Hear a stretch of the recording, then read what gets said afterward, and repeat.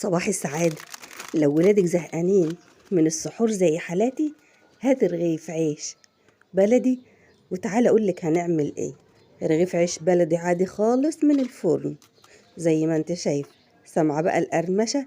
شايفة بقى المطة بتاعت الجبنة والحلاوة؟ شايفين؟ بصي بقى، ولادك هيصحوا مخصوص للسحور. بس زي كل فيديو، لو عجبتكم الوصفة لايك وشير وتمني لي من قلبك الخير عشان يوصل الفيديو لناس كتير. ويا ريت كده كومنت حلو منك تقولي لي بتتابعيني منين، وتقولي لي على وصفات سهلة للسحور. ندخل على مطبخنا المتواضع. اللهم صل وسلم وبارك على سيدنا محمد وعلى آله وأصحابه أجمعين. أنا بقى كان عندي هنا ب10 جنيه من اللانشون، وهنا اللانشون زي ما تحب، وكان معايا ب15 جنيه جبن. وزي ما انتوا عارفين شوية اللانشون دول وشوية الجبنة دول ما يكفوش 5 أفراد. ففكرت فكرة وقلت أجيب رغيف عيش وأعمل لهم سندوتشات هتعجبهم. جبت رغيف العيش البلدي العادي خالص اللي احنا بنشتريه من الفرن، وجبت بقى اللانشون وبدأت ان انا احطه زي ما انت شايف. وهجيب بقى شرايح الجبنة الرومي واحط في كل رغيف قطع متساوية. وهنا بقى لو ربنا مقدرك وعندك كتير تقدري تزودي. عاملة زي حالاتي، حط على القد، مش هيحسوا على فكرة انت حاطة كتير ولا قليل. الشريحة دي كانت سميكة معايا فقسمتها ل2. تقدري بقى تضيفي مع اللانشون والجبنة الرومي فلفل ألوان أو فلفل أخضر عادي خالص، مفيش مشكلة. زيتون شرايح شغال. عندك بيض ومش هياكلوه بايت برضو تقدري تضيفي. جبنة كريمي بتبقى هايلة.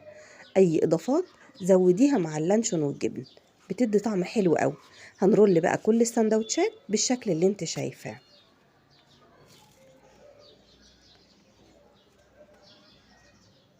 الوصفة دي بتبقى بجد هايل وبتبقى حلوة قوي، وفي نفس الوقت بتبقى وجبة سخنة وبتبقى جميل. جبنة شيدر أو موتزاريلا لو موجود عندك برضو ضيفيها، بتبقى حلوة قوي. ميكس جبن هيدي طعم هايل.